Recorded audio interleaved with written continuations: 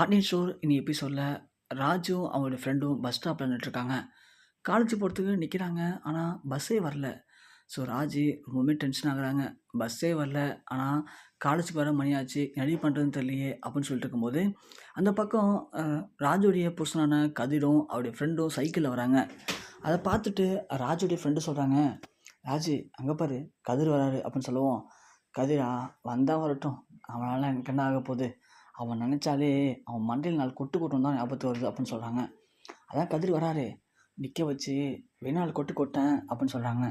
சும்மா கம்முனு ரெடி அப்படின்னு சொல்லிட்டு ராஜு நிற்கிறாங்க. அப்போது கதிர் சைக்கிளில் அவரோட ஃப்ரெண்டு அழைச்சிட்டு வராரு. அவர் ஃப்ரெண்டு ராஜை பார்த்தோன்னே டக்குன்னு சைக்கிள் விட்டு இறங்கிடுறாரு. கதிர் நான் பஸ்ஸில் வந்துக்கிறேன், நீ சிஸ்டர் இருக்காங்க அழைச்சிட்டு போடா அப்படின்னு சொல்ல, யாருக்கு யாரா சிஸ்டர் அப்படின்னு கேட்குறாரு கதிர். அடப்பாவி, என் சிஸ்டரா, உன் ஒய்ஃபு ராஜ் நிற்கிறா பாரு, ராஜா அழைச்சிட்டு நீ சைக்கிளில் போ, நான் பஸ்ஸில் வந்துடுறேன் அப்படின்னு சொல்லி கதிருடைய ஃப்ரெண்டு சொல்கிறாங்க. உடனே கதிர் கேட்குறாரு, ஏண்டா நீ தானே சைக்கிளில் தான் வரும்னு சொல்லி அடம் பிடிச்சேன் கூட வந்தேன், அப்புறம் உனக்கு என்ன பிரச்சனை, நீ வா நாம் சைக்கிளில் போகலாம் அப்படின்னு ராஜு சொல்கிற. ராஜுடைய புருஷனான கதிர் சொல்ல, கதிர் சொன்னது கேட்டு அவன் ஃப்ரெண்டு ஒன்று, இல்லைடா செட் ஆகாது, ராஜு நிற்கும்போது நான் வந்தால் செட் ஆகாது, நீ ராஜா அழைச்சிட்டு போ அப்படின்னு சொல்லுவோம். ராஜு ஒன்று, இங்கே பாருங்க, நான் சைக்கிளில் போகணும் அப்படிங்கிறது அவசியம் இல்லை, நான் பஸ் ஸ்டாப்பில் தான் நிற்கிறேன், பஸ் வரும், பஸ் வந்தோடனே நான் காலேஜ் போய்க்கிறேன், ஒன்றும் அப்படி ஒன்றும் தேவையில்லை அப்படின்னு சொல்ல. உடனே இந்த இடத்துல கதிர் சொல்கிறாரு, இங்கே யாரும் இவங்க சைக்கிள் அழைச்சிட்டு போகிறதுக்காக இங்கே வரல, ஒன்றும் பிரச்சனை இல்லை, நீ வாடா நம்ம பஸ்லேயே வரட்டும், நம்ம சைக்கிளில் போவோம்னு சொல்லி இந்த இடத்துல கதிர் சொல்ல. உடனே கதிரோட ஃப்ரெண்டு சொல்கிறாரு, ஏம்மா ராஜு நீ தான் சைக்கிளில் போயம்மா அப்படின்னு சொல்கிறாங்க. உடனே அதுக்கு ராஜ் சொல்கிறாங்க, இங்கே பாருங்க உங்கள் ஃப்ரெண்ட்கிட்ட சொல்லிவிடுங்க, இந்த சைக்கிளில் போகணும் அப்படிங்கிறது எனக்கு ஒன்றும் அவசியம் இல்லை அப்படின்னு சொல்லுவோம். உடனே கதிர் சொல்கிறாரு, அப்புறம் எதுக்கு அன்றைக்கி மட்டும் அந்த சைக்கிளில் ஓடி வந்து ஃப்ரண்ட்டில் உட்காந்துக்கிட்டாங்களாம் கேளுடா அப்படின்னு சொல்லுவோம். இங்கே பாருங்கண்ணே, நான் வந்து அன்றைக்கி நடந்த சம்பவம்லாம் வேறு, எல்லோரும் ஒரே மாதிரியாக இருக்காங்க, ஒரே மாதிரியாக அப்படியே நடந்துக்கிறாங்க, அப்பப்போ அவங்களுக்கு பிடிச்ச மாதிரி நடந்துக்கிறாங்களே, அது மாதிரி தான் அப்போ பிடிச்சது ஏறி உட்காந்துக்கிட்டேன், இப்போது எனக்கு பிடிக்கல, அப்படி இந்த சைக்கிளில் தான் போகணுன்னு நினச்சா நான் அதுக்கு பதிலாக ஆட்டோ பிடிச்சி கூட போவேன், என்கிட்ட வேலைக்கு போன காசுலாம் இருக்குது, அதனால் நான் ஒன்றும் சைக்கிள் வாங்கணுங்கிறது அவசியம் இல்லை அப்படின்னு சொல்ல. வேறு வழி இல்லாமல் கதிரும் அவருடைய ஃப்ரெண்டும் சைக்கிள் ஏறி போகிறாங்க. கொஞ்சம் தூரம் போனதும் கதிருக்கு மூச்சு வாங்குது. உடனே கதிர் அவருடைய ஃப்ரெண்ட்டை சொல்கிறாரு, போதும்டா எனக்கு மூச்சு வாங்குது, வா மெயின் ரோடு வரைக்கும் கொஞ்சம் நடந்தே போயிடலாம் அப்படின்னு சொல்ல. உடனே கதிர் சிரிச்சுட்டே போகிறாரு. உடனே அவர் ஃப்ரெண்டு சொல்கிறாரு, ஏடா கதிர் உனக்கும் சிஸ்டருக்கும் சண்டையா அப்படின்னு சொல்ல. ஆமாண்டா, அதாவது எங்கள் வீட்டில் எல்லாம் சொல்லுவாங்க நான் தான் பெரிய ரோசக்காரன்னு, ஆனால் என்னை தாண்டி ரோசக்காரியாக இருக்கா அவள், அப்படி இருந்தால் எப்படி யோசிச்சு பாரு அப்படின்னு சொல்லி கதிர் சிரிச்சுட்டே பாரு. உள்ளுக்குள்ளே கதிருக்கு ராஜு மேலே பாசம் இருக்குது, இருந்தாலும் வெளிக்காட்டிக்காமல் இருக்கார். இந்த பக்கம் பார்த்தா நம்ம கோமதி வீட்டில் கூட்டிகிட்டு இருக்காங்க. அப்போதைக்கு அரசி ஃபோனை பார்த்து சிரிச்சிட்டு இருக்காங்க. அதை பார்த்த கோமதி, ஏண்டி அரசி, இங்கே ஒருத்தி இடுப்பு வழியில் கூட்டிகிட்டு இருக்கேன், நீ பாட்டு உனக்கு என்னன்னு உட்காந்து ஃபோனை பார்த்து சிரிச்சிட்டு இருக்கியே, வந்து அம்மாட்ட கேட்டு வேலை செய்வோம்லாம் அக்கறையாக இருக்காது உனக்கு அப்படின்னு சொல்ல. என்னம்மா சொன்ன, அக்கறையா, ஏம்மா நான் வந்து கூட்டவான்னு கேட்பேன், நீ உடனே கூட்டு இந்தா அப்படின்னு கொடுத்துருவேன், ஆனால் நான் கூட்டும் போது என் பின்னாடியே வந்து அங்கே போய் அழுக்கு இருக்குது, இங்கே போய் சரியாக கூட்டுன்னு சொல்லி டார்ச்சர் பண்ணுவோம்மா, அதுக்கு நீயே கூட்டுறது எவ்வளோ பெட்டருமா அப்படின்னு சொல்லுவோம். ஆமாண்டி, நான் பேசுறதுலாம் உனக்கு டார்ச்சராக இருக்கும், நான் சொல்கிறதெல்லாம் இன்றைக்கி உனக்கு புரியாதுடி, நீ கல்யாணம் பண்ணிவிட்டு இன்னொரு வீட்டுக்கு போக பாரு, அப்போது மாமியார் முத்துவா மூஞ்சில், அப்போ தான் தெரியும் இந்த அம்மா சொல்லி கொடுத்ததெல்லாம் எப்படின்னு சொல்லிட்டு அப்படின்னு சொல்ல. அதெல்லாம் நான் பார்த்துக்கிறேம்மா அப்படின்னு சொல்லுவாங்க அரசி. அப்படின்னு பார்த்து கரெக்டாக பழனி வராரு. போதும் அக்கா நிறுத்துங்க, நீயும் அரசியும் பேசுறது தெரு மொனா வரைக்கும் கேட்குதுக்கா அப்படின்னு சொல்ல.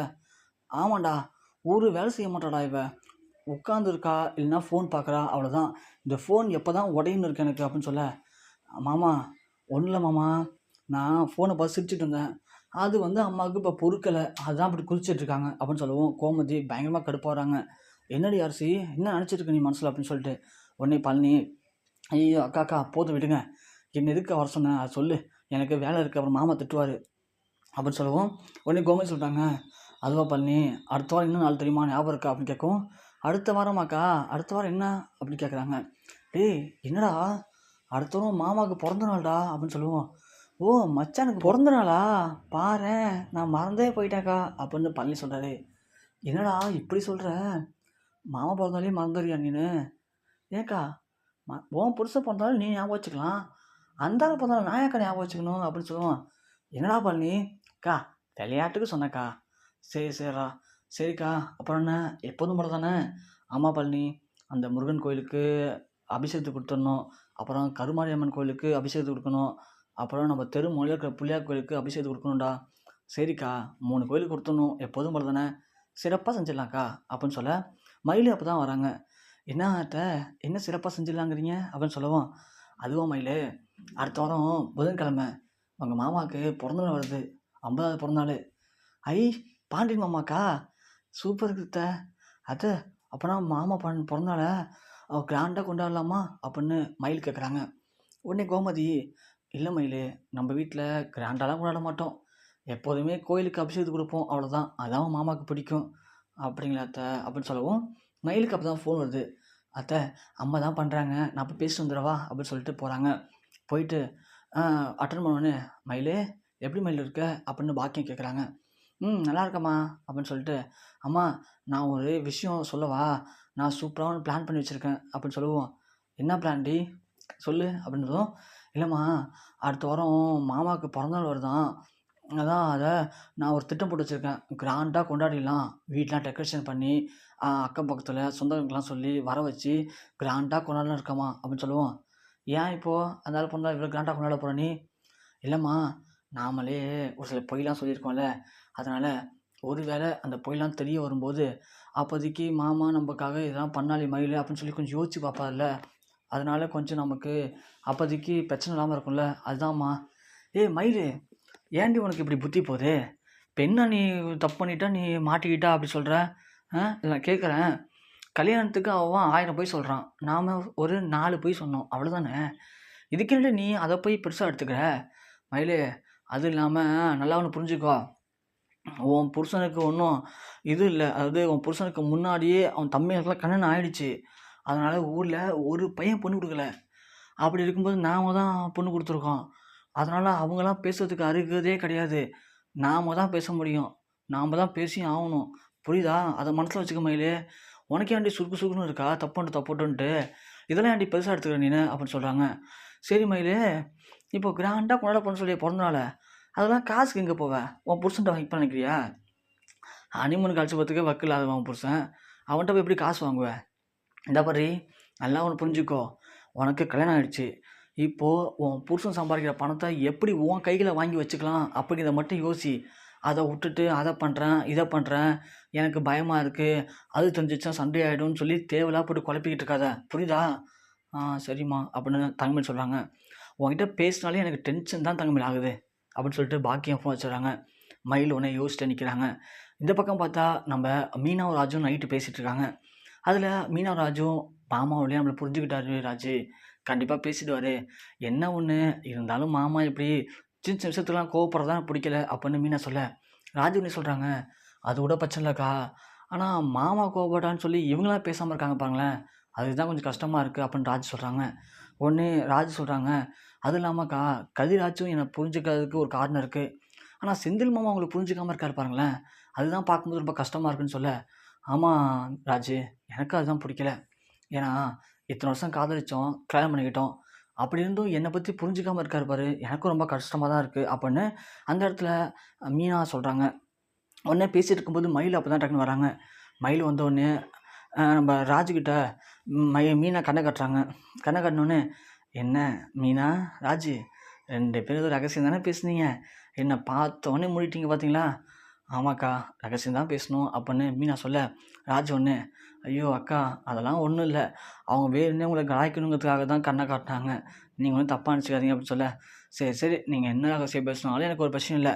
நான் இப்போ உங்கள்கிட்ட ஒரு முக்கியமான விஷயம் சொல்ல வந்தேன் அப்படின்னு சொல்ல, என்ன விஷயம்க்கா அப்படின்னு மீனா கேட்குறாங்க. அது மாமாவுக்கு அடுத்து பிறந்தநாள் வருதுல்ல, சரவண மாமாக்கா, இப்போ தானே மாமாவுக்கு முடிஞ்சது அப்படின்னு சொல்ல, சரவண மாமாவுக்கு இல்லை, நம்ம மாமாவுக்கு. ஓ! நம்ப மாமாக்கா? சரி, சரி அப்படின்னு மீனா சொல்ல, அந்த பிறந்தநாள நம்ம கிராண்டா கொண்டாடலாமா? அத்தைட்ட கேட்டேன். இங்கேலாம் சிம்பிளா தான் கொண்டாடுவாங்களாம். அதனால நம்ம கிராண்டா கொண்டாடினா மாமாவுக்கு சூப்பரா இருக்கும்ல அப்படின்னு சொல்ல, கொண்டாடலாம்க்கா. ஆனா மாமா ஏன் இந்த தேவையில்லாத செலவு, வீண் செலவு சொல்லி சத்தம் போட்டாருன்னா, அதெல்லாம் பார்த்துக்கலாம் அப்போதைக்கு நாம. நீங்க சொன்னீங்கன்னா, நாம அந்த பொறந்தநாள கிராண்டா கொண்டாடலாம் அப்படின்னு சொல்றாங்க. எனக்கு ஒண்ணும் பிரச்சனை இல்லக்கா. நீங்க ஓகேனா எனக்கும் ஓகே தான் அப்படின்னு மீனாவும் ராஜும் சொல்றாங்க. உடனே தங்கமயில் சொல்கிறாங்க, நான் பயந்துக்கிட்டே இருந்தேன் மீனா.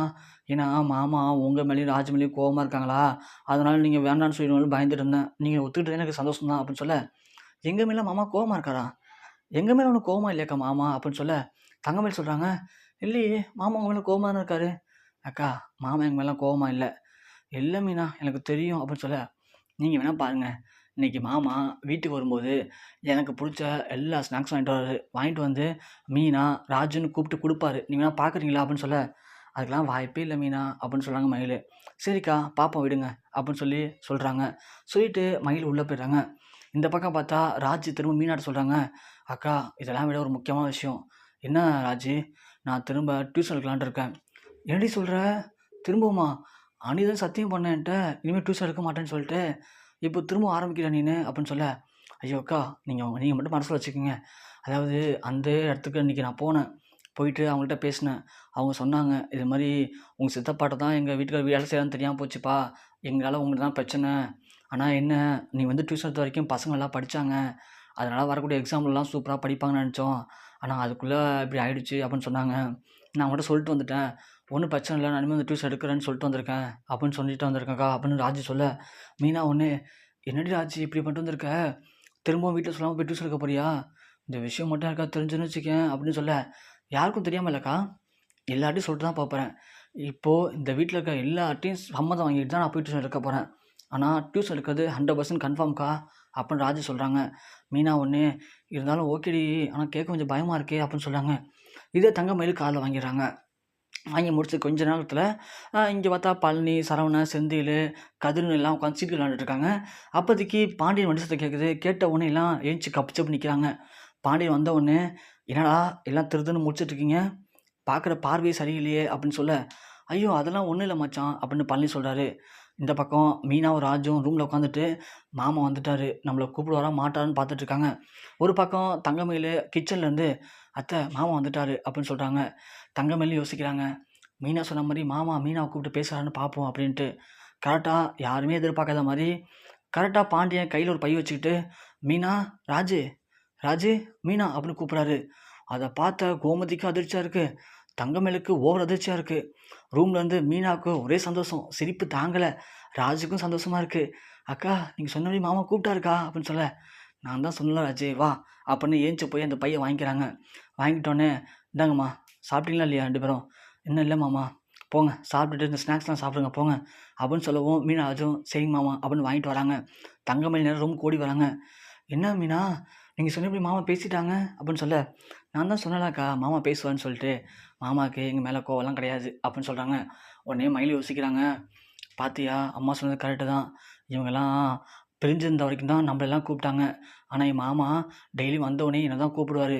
இன்றைக்கி மீனா சொன்ன மாதிரி மீனாட்ட பேச ஆரம்பித்தோடனே மீனாவை கூப்பிட்டு மீனாவுக்கு பிடிச்ச ஸ்நாக்ஸ்லாம் வாங்கிட்டு வந்து கொடுக்குறாரு. அப்போது நம்மளெல்லாம் பிரித்து தான் பார்க்குறாங்கல்ல. இப்போது மாமாட்ட மட்டும் ராஜு திரும்பவும் டியூஷன் எடுக்கிறதுக்கு போய் பேசுகிற விஷயத்தை சொன்னால் கண்டிப்பாக வீட்டில் சண்டை வரும். சண்டை வந்துச்சுன்னா இந்த மீனா, ராஜு அப்புறம் மாமாலாம் பேசிக்க மாட்டாங்க. இதுதான் நமக்கு வேணும் அப்படின்னு முடிவு பண்ணுறாங்க மீனா. இதை எப்படியாவது மாமாட்ட சொல்லி ஆகணும்னு சொல்லிட்டு போய் சொல்கிறதுக்கு ட்ரை பண்ணி, அதை பாண்டியன்ட்டு சொல்லி பிரச்சனையை உண்டு பண்ண ட்ரை பண்ணுறாங்க தங்கமயில்.